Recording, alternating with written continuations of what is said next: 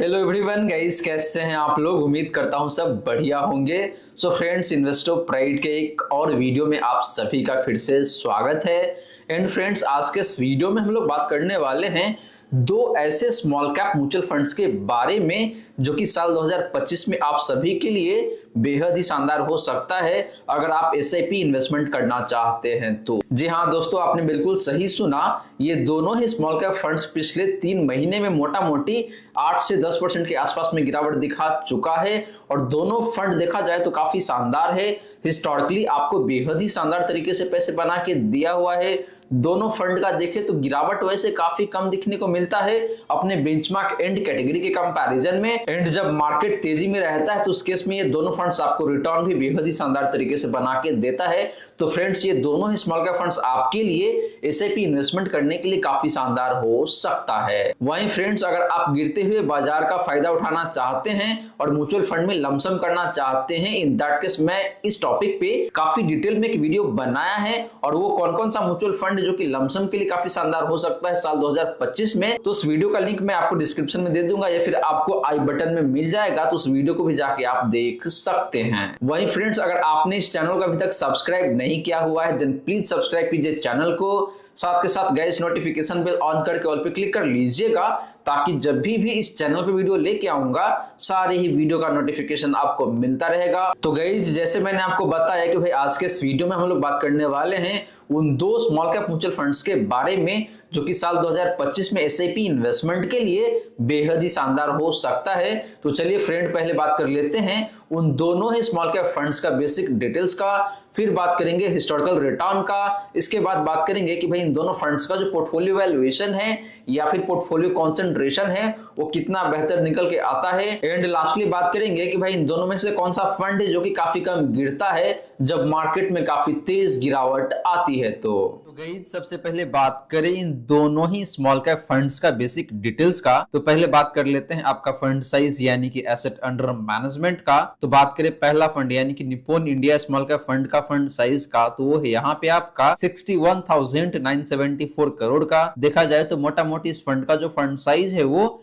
62,000 करोड़ के आसपास में है। टाटा स्मॉल कैप फंड का फंड साइज की बात करें तो वो है यहाँ पे आपका 9,699 करोड़ का। तो गाइस, फंड साइज के मामले में देखें तो निप्पॉन स्मॉल कैप फंड का जो फंड साइज है ये एक्सट्रीम हायर साइड में दिखने को मिलता है। वहीं बात करें टाटा स्मॉल कैप फंड का, तो इस फंड का जो फंड साइज है ये काफी रीजनेबल दिखने को मिलता है। तो फंड साइज के मामले में यहाँ पे मुझे टाटा स्मॉल कैप फंड बेहतर दिखने को मिल रहा है। बात करें फ्रेंड एक्सपेंस रेशियो का, तो निप्पॉन स्मॉल कैप फंड का जो एक्सपेंस रेशियो है वो है यहाँ पे आपका 0.68% का। टाटा स्मॉल कैप फंड का एक्सपेंस रेशियो की बात करें तो वो है यहाँ पे आपका 0.34% का। तो गाइज, एक्सपेंस रेशियो भी देखे तो टाटा स्मॉल कैप फंड का यहाँ पे काफी शानदार दिखने को मिलता है। गाइज, आपको बता दो कि एक्सपेंस रेशियो जितना कम होता है आपके लिए उतना ही बेहतर होता है, तो इसीलिए यहाँ पे Tata small cap fund expense ratio के मामले में भी काफी बेहतर दिखने को मिलता है। वहीं बात करें गाइज कि इन दोनों फंड का एज कितना है, तो दोनों फंड का एज देखे तो वैसे काफी अच्छा दिखने को मिलता है। दोनों फंड देखे तो काफी पुराना फंड है। हालांकि निप्पॉन स्मॉल कैप फंड की बात करें तो ये फंड 10 से 11 साल पुराना फंड है। And Tata small cap fund की बात करें तो ये फंड देखा जाए तो मोटा मोटी 5 से 6 साल पुराना फंड है। तो दोनों फंड का एज देखे तो अच्छा है,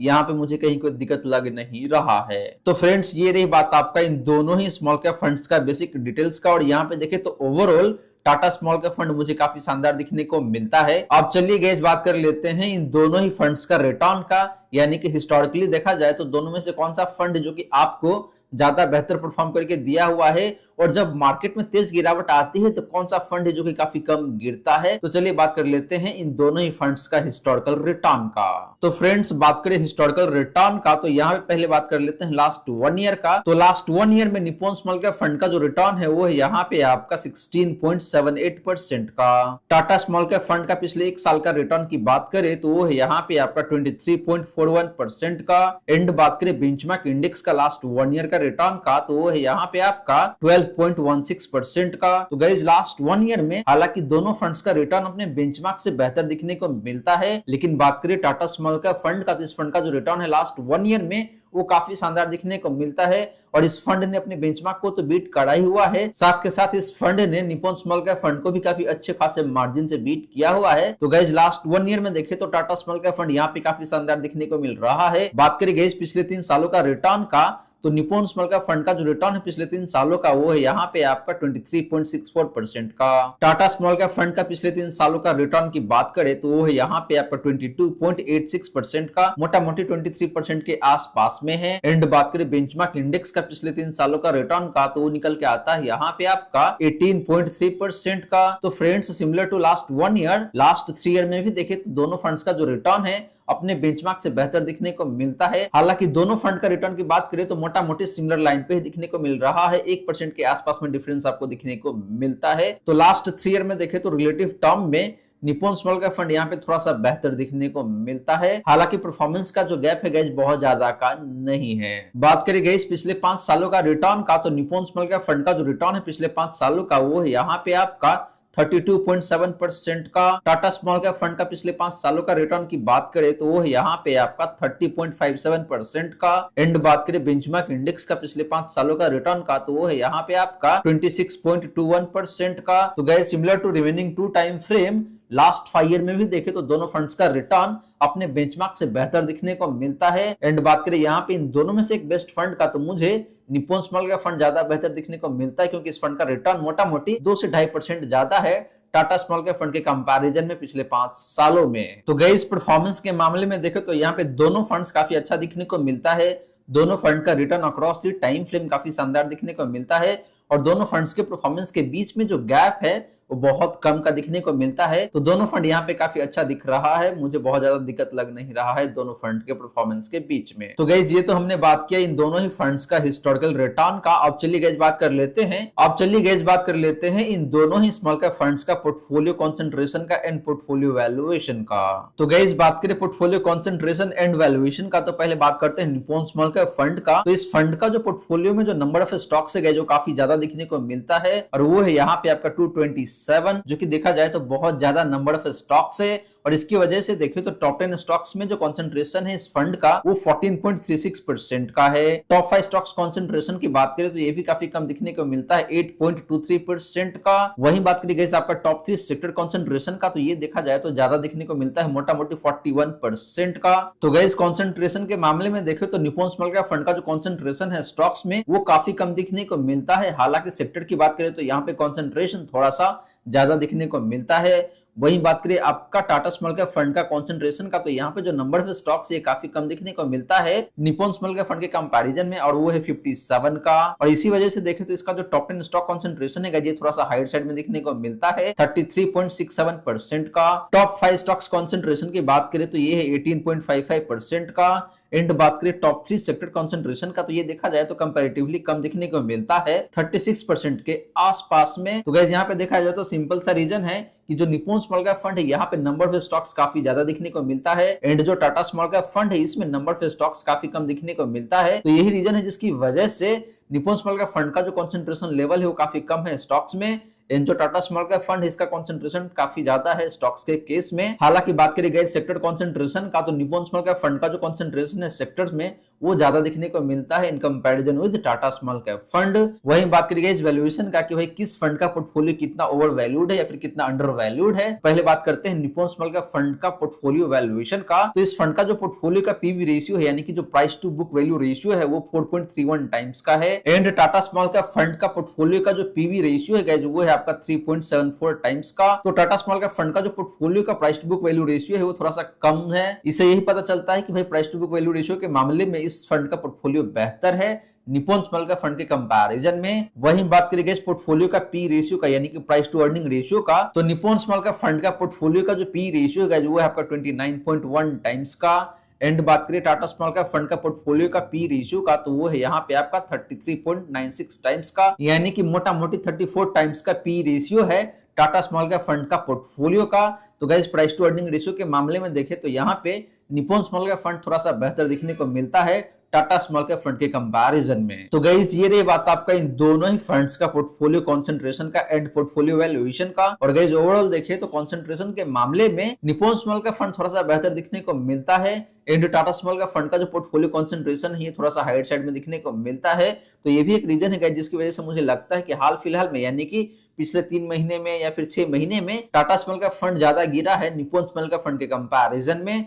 वहीं बात करें वैल्यूएशन का तो price to book value ratio के मामले में टाटा स्मॉल कैप फंड बेहतर है and price to earning ratio के मामले में निप्पॉन स्मॉल कैप फंड बेहतर दिखने को मिलता है। अब चलिए गाइस बात कर लेते हैं कि भाई इन दोनों में से कौन सा फंड जो कि सबसे ज्यादा गिरावट दिखाता है जब मार्केट में काफी तेज गिरावट आती है। तो गाइस बात करें कैप्चर रेशियोज का तो पहले बात कर लेते हैं आपका मैक्सिमम ड्रॉ डाउन का, यानी कि पास्ट में एक सर्टेन टाइम फ्रेम में इन दोनों में से कौन सा फंड है जो कि आपको ज्यादा गिरावट दिखाया हुआ है। तो पहले बात कर लेते हैं निप्पॉन स्मॉल कैप फंड का मैक्सिमम ड्रॉ डाउन का, तो वो है यहाँ पे आपका नेगेटिव 10.22% का। टाटा स्मॉल कैप फंड का मैक्सिमम ड्रॉ डाउन की बात करें तो वो है यहाँ पे आपका नेगेटिव 10.27% का। एंड बात करें इस कैटेगरी एवरेज का मैक्सिमम ड्रॉ डाउन का, तो वो है यहाँ पे आपका नेगेटिव 13.07% का। तो फ्रेंड्स मैक्सिमम ड्रॉ डाउन के मामले में देखें तो यहाँ पे दोनों फंड ऑलमोस्ट सिमिलर लाइन पे दिखने को मिल रहा है, बहुत ज्यादा का अंतर है नहीं। तो दोनों फंड काफी अच्छा दिखने को मिल रहा है एंड दोनों फंड का जो मैक्सिमम ड्रॉ डाउन है अपने कैटेगरी एवरेज से काफी अच्छा दिखने को मिलता है। बात करें गाइस अपसाइड रेशियो का, यानी कि जब मार्केट में तेजी रहता है तो उस केस में इन दोनों में से कौन सा फंड जो कि आपको बेहतर परफॉर्म करके देता है अपने बेंचमार्क इंडेक्स के कंपैरिजन में। तो पहले बात कर लेते हैं आपका निप्पॉन स्मॉल कैप फंड का अपसाइड रेशियो का, तो वो है यहाँ पे आपका 89 का। टाटा स्मॉल कैप फंड का अपसाइड रेशियो की बात करें तो वो है यहाँ पे आपका 83 का। एंड बात करें कैटेगरी एवरेज का अपसाइड रेशियो का, तो वो निकल के आता है यहाँ पे आपका 81 का। तो गाइस देखें तो यहाँ पे हालांकि दोनों फंड्स का अपसाइड रेशियो अपने कैटेगरी से बेहतर दिखने को मिलता है, लेकिन बात करें इन दोनों में से एक बेस्ट फंड का जिसका अपसाइड रेशियो ज्यादा है, तो वो फंड यहाँ पे आपके लिए निप्पॉन स्मॉल कैप फंड। और गाइस आपको बता दूं कि अपसाइड रेशियो 100 के ऊपर जितना ज्यादा होता है उतना ही बेहतर माना जाता है, लेकिन यहाँ पे दोनों फंड का अपसाइड रेशियो 100 से नीचे है, लेकिन इन दोनों में देखा जाए तो निप्पॉन स्मॉल कैप फंड आपको ज्यादा बेहतर दिखने को मिलता है। लास्टली बात करें गाइस डाउनसाइड रेशियो का, यानी कि जब मार्केट में तेज गिरावट आती है तो उस केस में इन दोनों में से कौन सा फंड है जो कि कम गिरता है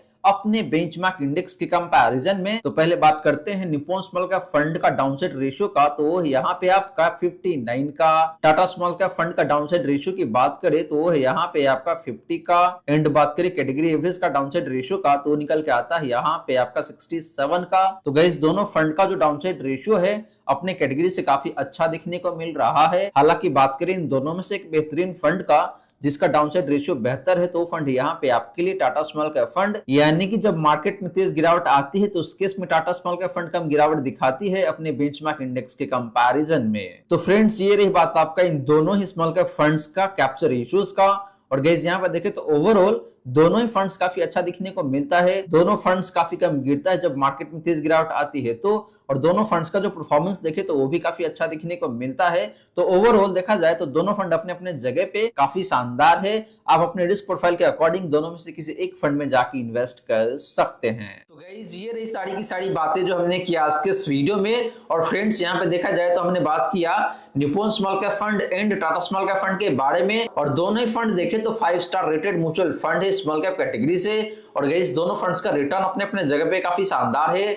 जब मार्केट में तेज गिरावट आती है तो ये दोनों फंड काफी कम गिरता है अपने बेंचमार्क एंड कैटेगरी के कंपैरिजन में। तो गाइस आप अपने रिस्क प्रोफाइल के अकॉर्डिंग इन दोनों में से किसी एक फंड में जाके इन्वेस्ट कर सकते हैं। तो फ्रेंड्स आशा करता हूं जितनी भी बातें मैंने बताने की कोशिश किया है सारी की सारी बातें आपको समझ में आ गया होगा। मन में अगर कोई डाउट है या फिर कोई क्वेश्चन है तो कमेंट सेक्शन में पूछ लीजिए। वहीं फ्रेंड्स वीडियो अच्छी लगी हो या फिर वीडियो थोड़ा सा भी हेल्पफुल हो आप सभी को, देन प्लीज वीडियो को लाइक करके अप्रिशिएट करें। एंड गाइज आपने चैनल को अभी तक सब्सक्राइब नहीं किया हुआ है देन प्लीज सब्सक्राइब कीजिए चैनल को। साथ के साथ गाइज नोटिफिकेशन बेल ऑन करके ऑल पे क्लिक कर लीजिएगा ताकि जब भी इस चैनल पे वीडियो लेके आऊंगा सारे ही वीडियो का नोटिफिकेशन आपको मिलता रहेगा।